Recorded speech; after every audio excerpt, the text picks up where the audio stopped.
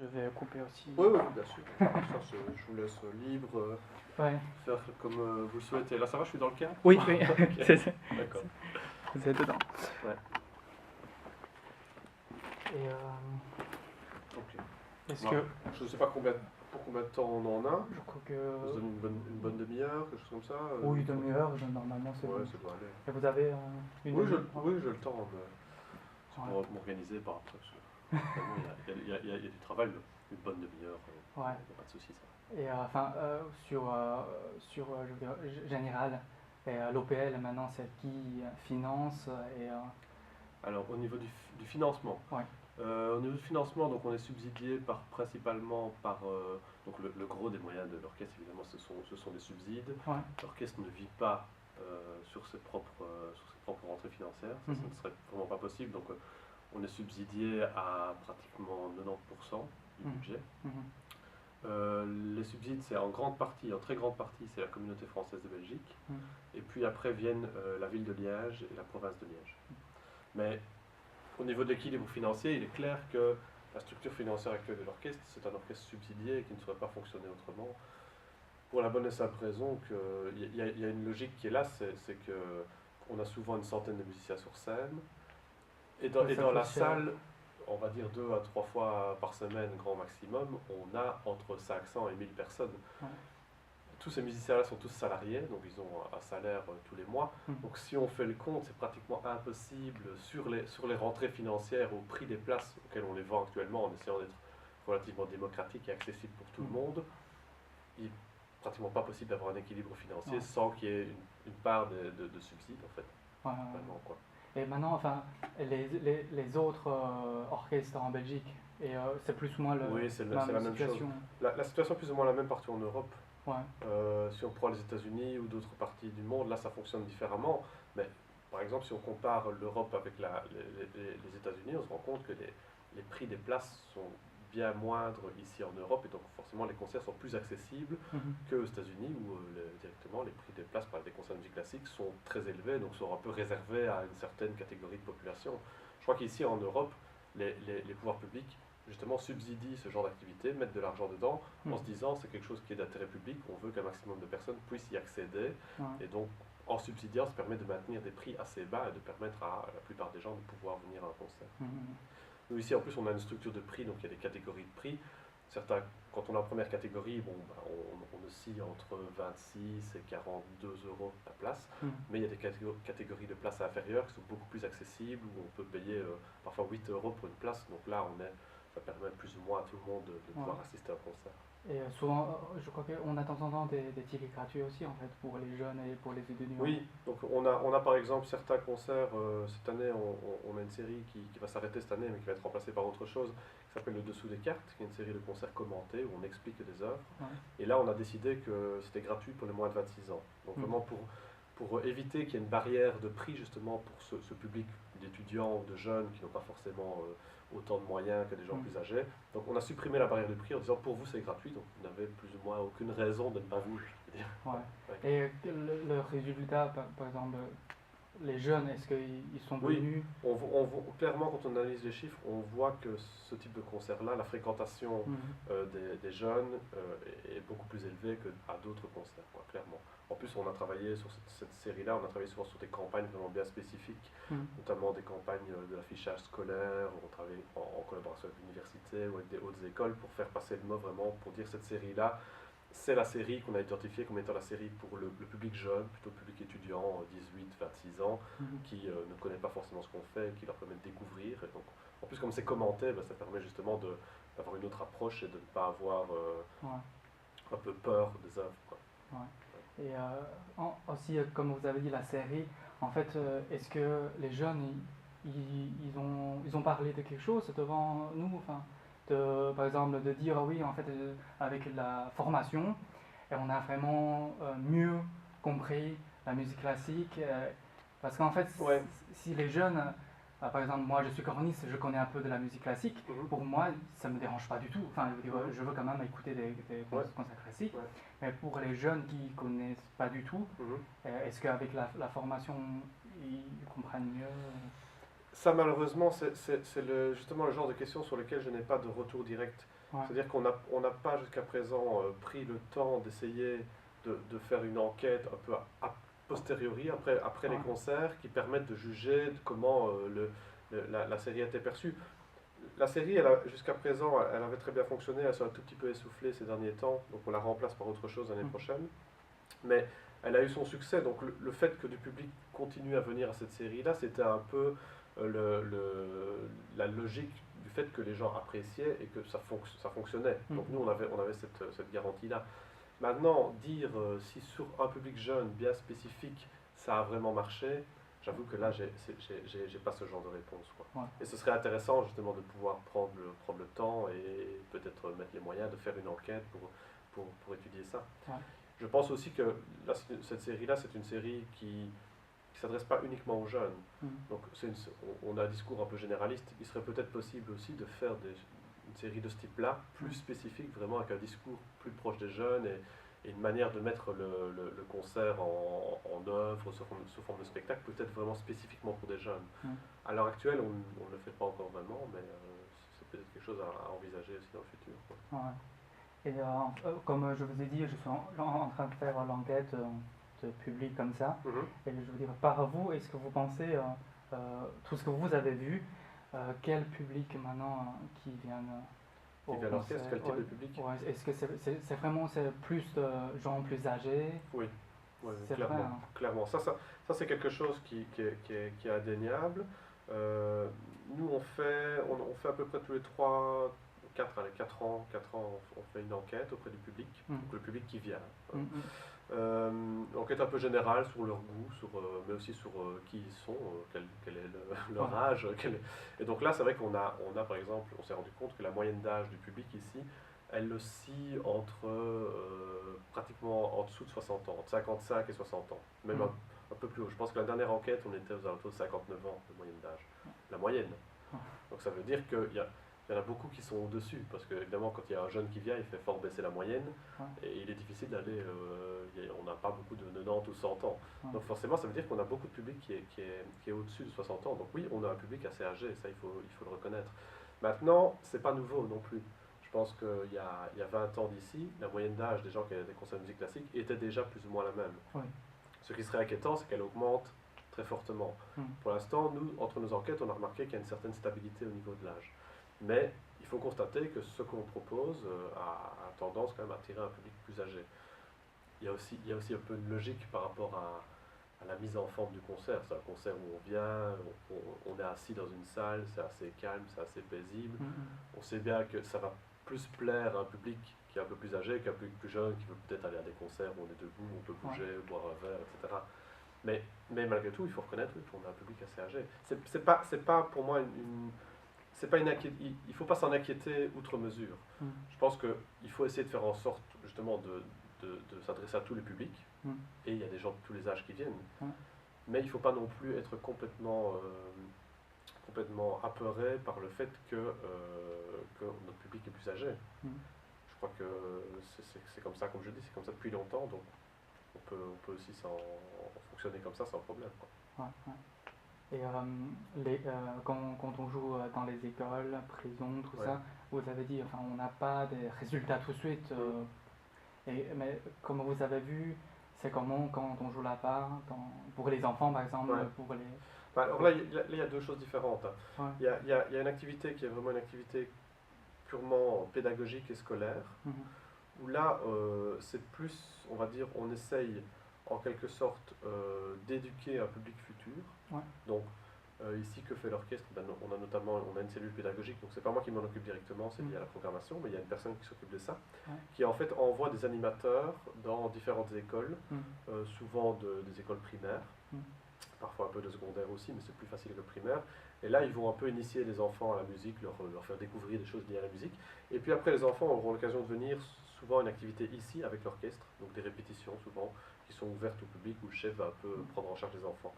Et là c'est une première activité qui a pour but vraiment d'un peu permettre à des enfants d'avoir une première approche, et peut-être que plus tard, quand ils seront en âge, ils se rappelleront, ah, j'y étais, je vais revenir.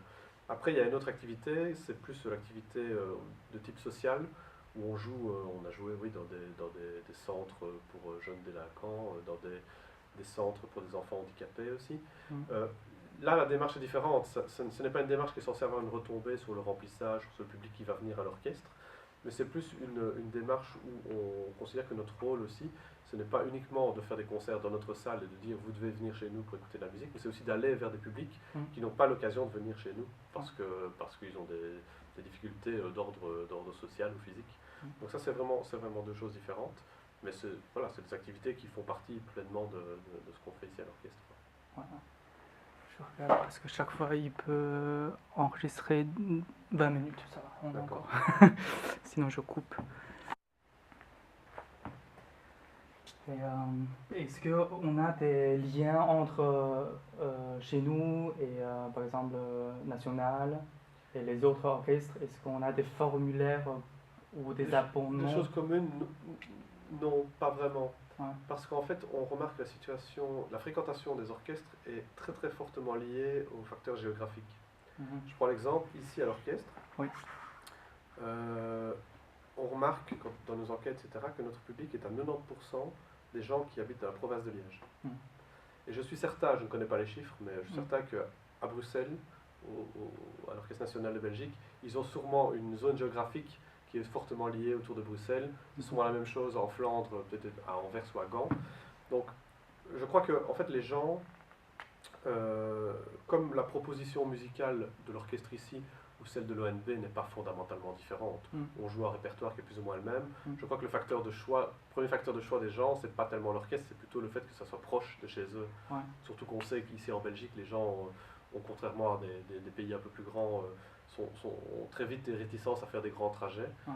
On se rend compte que voilà, ce qui joue, c'est fortement où on habite. Et on va souvent à l'orchestre qui est le plus proche. Ouais.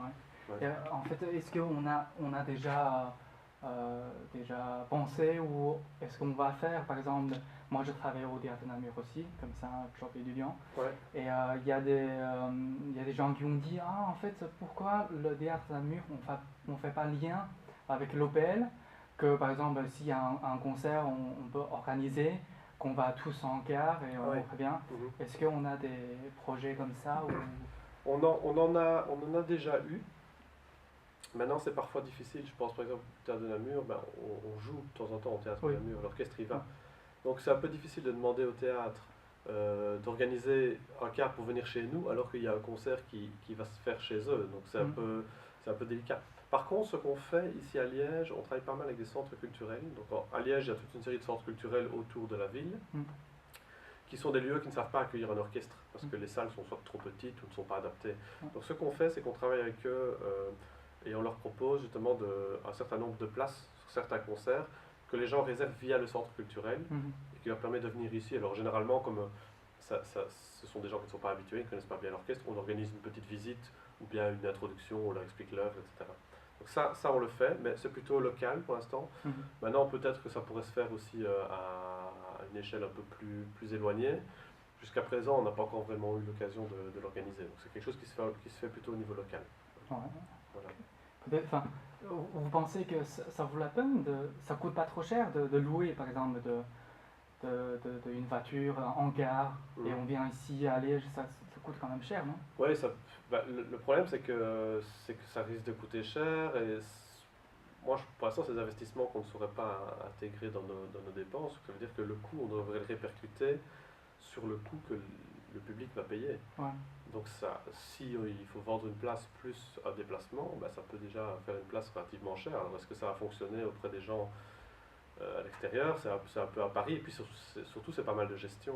Il faut pouvoir mettre en œuvre quelqu'un qui puisse gérer ça, peut-être se déplacer avec les gens. Je sais que ça se fait, hein, par exemple ici au Théâtre de la Place à Liège, ils font des productions avec Maastricht. Ils ont un festival de danse où il y a des productions avec Maastricht et Aken, et alors ils organisent chaque fois un quart. Lorsque le spectacle a lieu à Maastricht, ils organisent un quart pour les gens ici de Liège. Mais ils ont une personne qui gère vraiment ça, qui s'occupe, c'est pas sa fonction unique, mais si on veut faire ce genre de choses, il faut pouvoir un peu mettre des moyens, surtout des moyens humains, pour l'organiser. Donc ça veut dire un peu changer son activité, quoi.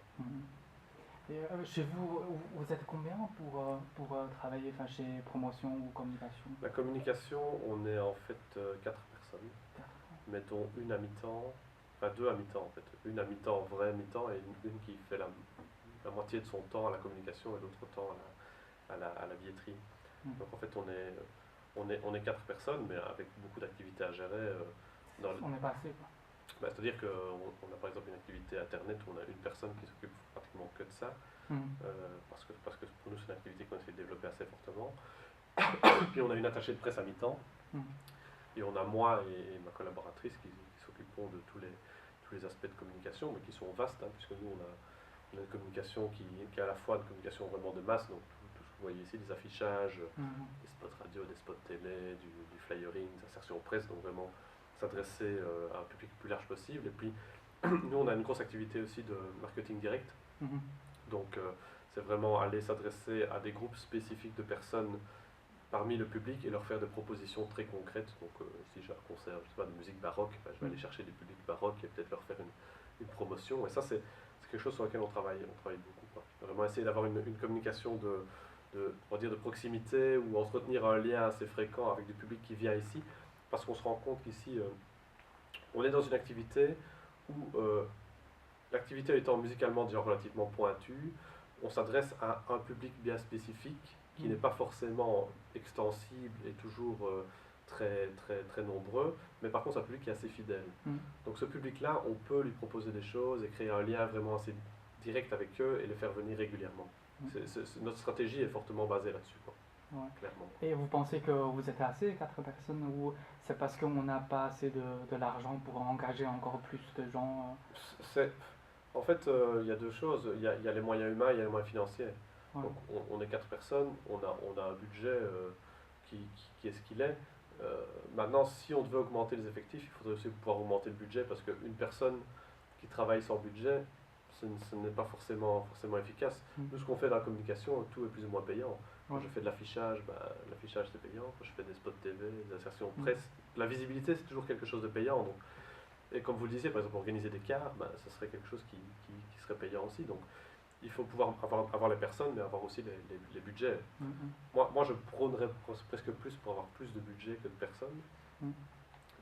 Maintenant, voilà, étant donné qu'on vise beaucoup sur des subsides, on sait que les subsides dans la culture actuellement n'ont pas tendance à augmenter, donc je n'ai pas tellement l'espoir de voir nos budgets augmenter dans les prochaines années.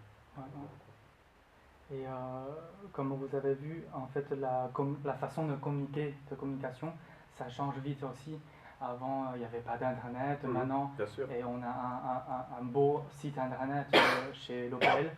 Et aussi, vous trouvez comment le site, et aussi, est-ce qu'on travaille aussi avec les réseaux sociaux à côté, par exemple Facebook, Twitter, tout ça? Et aussi, est-ce qu'on a assez comme la question, de gens pour faire ça? Là, nous, en fait, on a pris clairement le pli depuis pas mal d'années.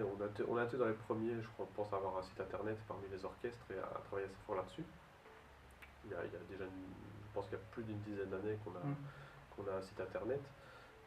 On a pris le pli depuis maintenant 2 ou 3 ans de travailler assez fort sur les réseaux sociaux, enfin en particulier sur Facebook.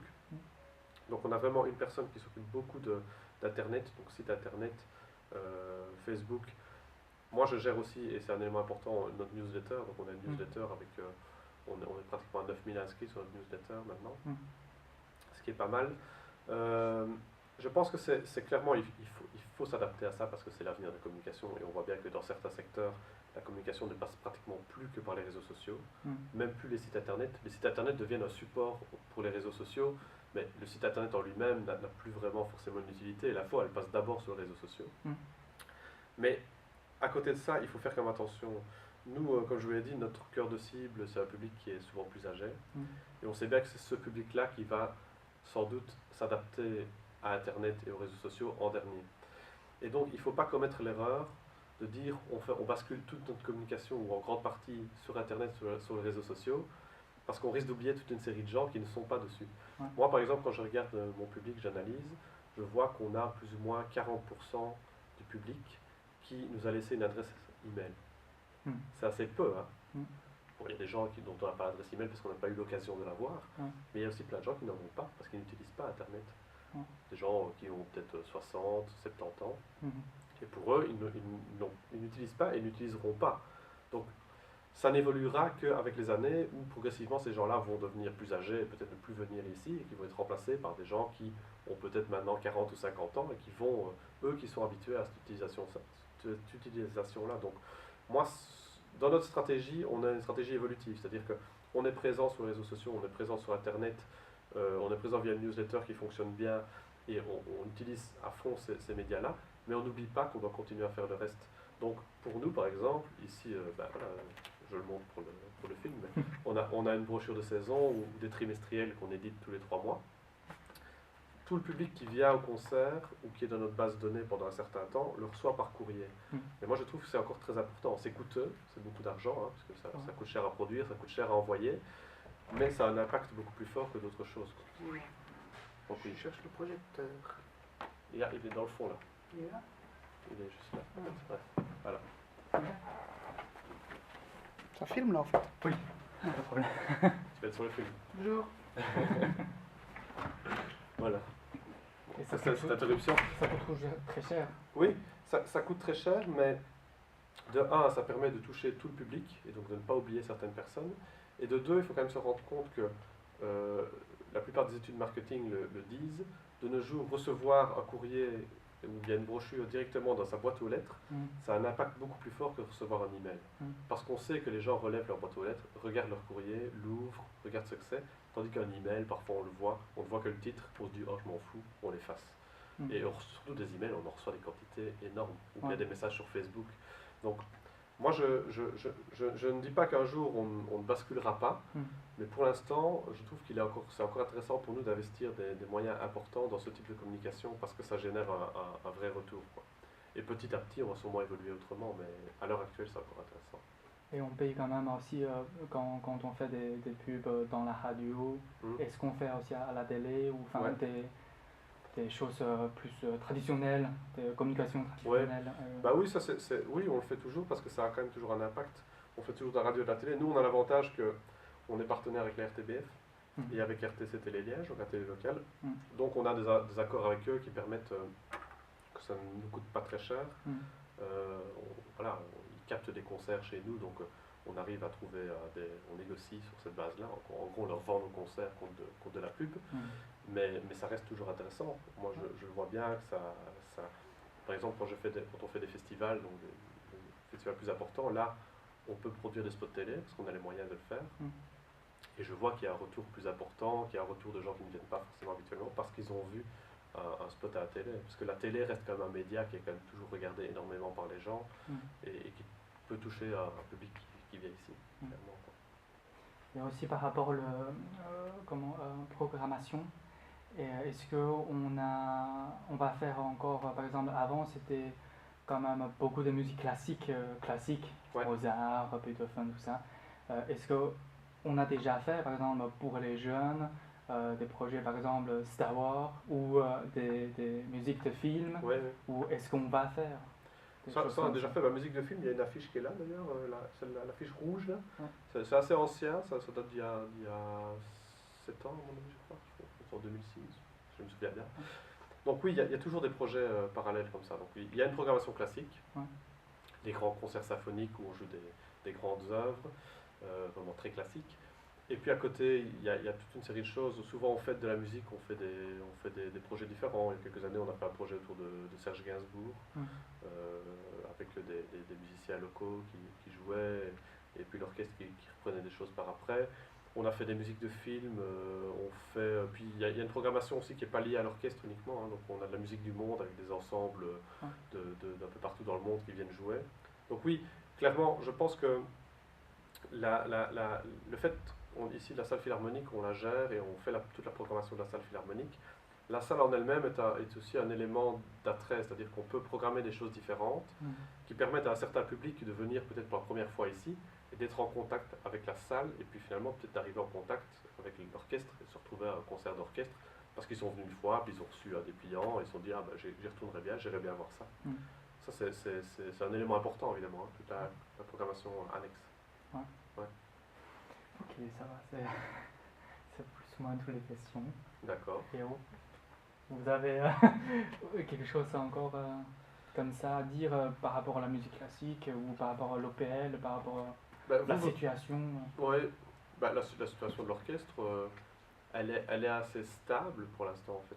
Au niveau du public qu'on touche, je trouve que par rapport à une ville comme Liège, on n'a pas à rougir de ce qu'on fait parce qu'on sur les concerts vraiment liés à l'orchestre, donc organisés par l'orchestre, on tourne généralement entre 40 et 45 000 places par an, qui je trouve est pas mal du tout, au regard de grandes salles de concert, par exemple à Bruxelles, qui ont des concerts pratiquement tous les jours, etc. Je trouve que c'est tout à fait honnête, donc ça fonctionne, ça veut dire qu'il y a encore un attrait. Maintenant, il y a toujours un peu le problème qu'on sait qu'ici, il y a un public très fidèle qui vient régulièrement, et le challenge, c'est d'agrandir ce public-là et de faire venir plus de monde. Mais bon, il y a des limites culturelles qui sont là aussi. Hein. Je pense qu'on peut faire tout ce qu'on veut pour essayer d'ouvrir le plus en plus ce qu'on fait. On reste quand même un orchestre de musique classique. Et la musique classique a est perçue d'une certaine manière par les gens. Et là-dessus, c'est plus d'ordre culturel général ou d'ordre au niveau de la société. Et nous, on peut essayer de changer les choses, mais on est quand même qu'un grain de sable dans la vision qu'ont les gens. C'est difficile de façonner la perception qu'ont les gens. Donc voilà, on essaie de faire de notre mieux, essayer de diversifier le plus possible. Pour regarder, je ne sais pas si vous avez la brochure, je peux vous la donner, mais je vous la donnerai, vous verrez qu'il y a des choses assez variées. On a notamment une proposition depuis 2 ans qui fonctionne bien, qui s'appelle les samedis en famille. Ça, c'est des concerts pour les familles, vraiment. On dit, venez avec vos enfants, venez avec vos petits-enfants, et on prend une grande œuvre. Et alors, ce qui est bien, c'est que l'orchestre la joue, mais on fait en même temps, il y a une présentation, il y a des projections sur écran, d'extraits de films où l'œuvre a été jouée, ou bien, je sais pas, ou des photos du compositeur, des films du compositeur. Donc, en fait, l'idée, c'est vraiment que les gens puissent beaucoup plus s'immerger dans l'œuvre à travers des médias qu'ils connaissent mieux. C'est-à-dire que les gens maintenant ont quand même l'habitude d'être sur leur ordinateur ou sur la télé, donc d'avoir toujours de la musique, mais aussi des images et que les choses soient multimédia. Ben là, l'idée, c'est de faire un concert où il n'y a pas qu'un orchestre sur scène, et il y a aussi des projections, il y a des gens qui parlent, on leur explique des choses. Donc on est plus dans le domaine d'un spectacle que d'un concert proprement dit, et c'est parfois pour certaines personnes plus abordable. Je veux dire, ils s'ennuient un peu moins, on va dire. Voilà. Je crois que maintenant les projets sont quand même intéressants. Le seul problème, c'est que les gens ne veulent pas venir. En fait, c'est entre la salle et chez eux, et ils ne viennent pas. Ouais. Et les projets sont quand même. Oui, bien, il faut trouver le moyen, évidemment, de les motiver. Donc, voilà. Pour ces samedis en famille là, par exemple, on est partenaire avec Etias, donc les assurances ici. Et on fait un tarif spécial, donc eux ils communiquent vers leur public, des gens qui ne connaissent pas spécialement, et on leur fait un tarif spécial pour qu'ils viennent ici. Il y a pas mal de promotions, on a essayé de faire un visuel sympa avec des affichages en ville. On joue sur la notion de famille en disant venez, peut-être que vos enfants ne connaissent pas la musique, ce serait quand même bien qu'ils puissent au moins une fois écouter, découvrir ce que c'est. Parce que je crois que les gens ont quand même toujours un peu... Il y a une perception un peu ambiguë de la musique classique, c'est-à-dire que on sent que les gens, d'une part, qui ne connaissent pas, ont un peu peur de la musique classique. Oui, c'est ça. C'est quelque chose qui est un peu impressionnant. Mais en même temps, il y a une certaine forme de respect. Ouais. Alors, quand parfois on arrive à justement supprimer ce côté peur en rendant le truc plus sympathique, plus accessible. Bon, quand on fait les samedis en famille, je sais pas moi, je crois que j'ai ici le visuel quelque part. Voilà. Par exemple, le visuel, c'est ça, c'est un truc un peu sympa, une famille sur un piano. C'est un visuel un peu plus chaleureux. Et le message qu'on essaie de donner, c'est venez, n'ayez pas peur, ça va être sympa, ça va être une activité comme ça. Et ben, je crois qu'ils sont heureux quand même de venir et ils se disent c'est bien, je vais écouter une œuvre, c'est quelque chose qu'il faut découvrir, c'est bien pour mes enfants, que mes enfants puissent découvrir ça parce que c'est culturellement quelque chose de. Et c'est vrai en même temps, voilà, c'est quelque chose qui a de la valeur culturelle. Et quand on travaille comme ça fonctionne assez bien. Mais c'est beaucoup de travail, c'est beaucoup plus. C'est beaucoup plus compliqué que de faire un spot radio disant on joue le Requiem de Mozart. C'est vraiment réfléchir, les idées. Ouais, et puis c'est un travail un peu, il faut relancer les gens, il faut petit à petit aller trouver les moyens de leur donner envie, prendre les bonnes œuvres, prendre la bonne accroche. Le prochain qu'on fait, c'est Roméo et Juliette. Et là, on prend les différentes versions, donc Tchaïkovski, Prokofiev, mais aussi on fait une partie de West Side Story de Bernstein, qui est aussi, voilà, qui est aussi inspiré par ça. Et là, on va mélanger, on va diffuser des images de films, il y aura plein de choses et ce sera un beau spectacle qui permet aux gens d'un peu rentrer là-dedans, Ouais. par exemple. Voilà, c'est un exemple parmi d'autres. Ok. Merci beaucoup. Voilà, ben merci à vous. Et est-ce que c'est possible d'avoir des chiffres officiels ou des enquêtes que vous avez déjà faites? Alors, les enquêtes, il faudrait que je demande, parce que je ne suis pas certain que ce soit qu'on puisse les faire circuler. Par contre, des chiffres officiels, de quel type en fait Par exemple, combien de fréquentation, oui, ce genre de choses comme ça. public, enfin combien de tickets on a vendu pendant 5 ans par exemple. Ouais. Ben là, il y a des choses que je peux vous transmettre. Ouais. Ça, je peux. Faudrait que je regarde, par email, on peut s'échanger Oui, ça. ouais. Je vais regarder si j'ai un document.